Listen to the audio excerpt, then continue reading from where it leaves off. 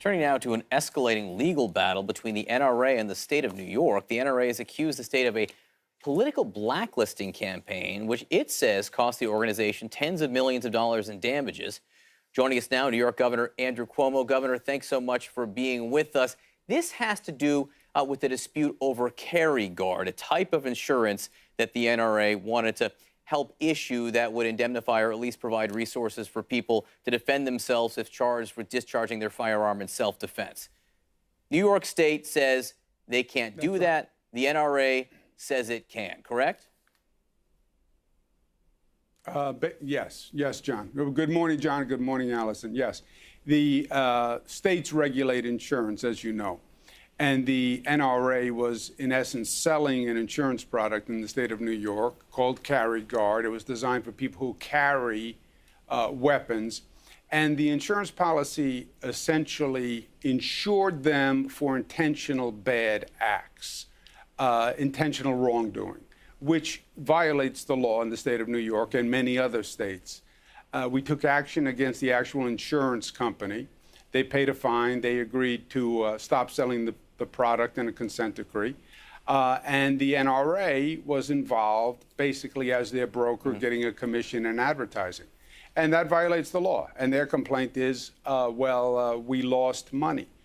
Too bad. You violated the law. And it's not a defense to say, well, I was committing illegal activity, but I was making money from it. And now I'm upset that I lost the revenue.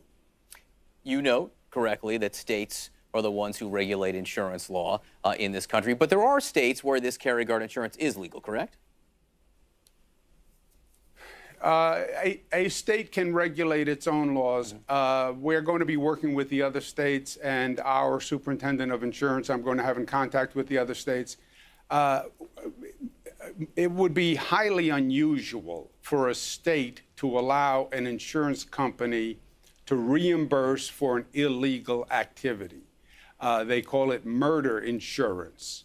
There is no public policy in saying if you commit a crime or doing an intentional wrong act, we will, in essence, pay you for doing that. What they would say, though, is that this includes self-defense. I'm not an expert on all this. What they would say is this includes self-defense, obviously, where, depending on how you prove that, would not be illegal. But that's where the distinction, the dispute lies. Let me read you the statement from the NRA and get your response to it. The NRA says our client is suffering setbacks with respect to the availability of insurance and banking services as a result of a political and discriminatory campaign meant to coerce the financial institutions to refrain from doing business with the NRA. The actions of the defendants are a blatant attack on the First Amendment rights of our organization. Your response? Yeah. Two different points. On the insurance that they are selling, I don't think there's any question, but that is illegal and violative of public policy. They're making a different point, which is I have been a long-time opponent of the NRA. I plead guilty. I believe the NRA represents an extremist group. I believe they've been counterproductive for gun owners in this country. I believe their politics seeks them to stop any common sense gun reform, because then, John, they would be out of business.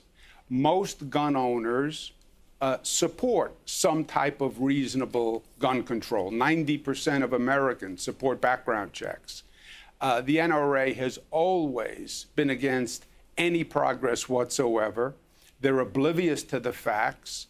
They've caused carnage in this nation. They've done gun owners a disservice because there is a common sense compromise. If the NRA wasn't always threatening politicians who went anywhere near reasonableness. If you remember, President Trump, after the Parkland shooting, spoke in the White House conference room and asked reasonable questions. He seemed reasonable.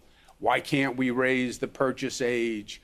Why can't we raise the age for assault weapons? He met with the NRA. He did a total 180 the next day and was absolutely against any reform. And this nation still has done nothing on guns. Let me just note what one of the implications of the NRA is that your efforts the last weeks on this issue are political. You were engaged in a primary campaign for re-election here. You have an ad that you put up on YouTube over the weekend on this. So is there politics from your side here? Well, this insurance action happened months and months ago, right? Before any of it.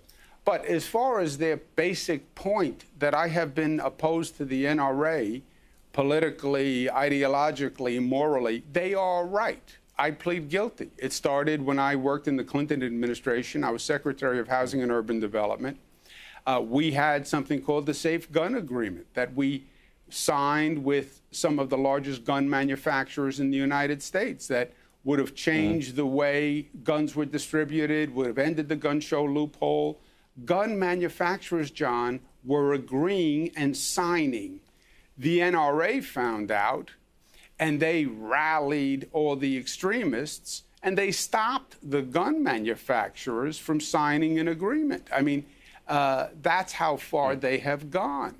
I passed 5 years ago the best gun control law in the nation, and they were a fierce political opponent.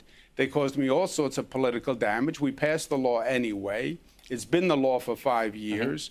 We banned assault weapons. We have a mental health database. We have everything that we are talking about doing now. And by the way, John, legal gun owners in New York still have their guns and hunters still hunt.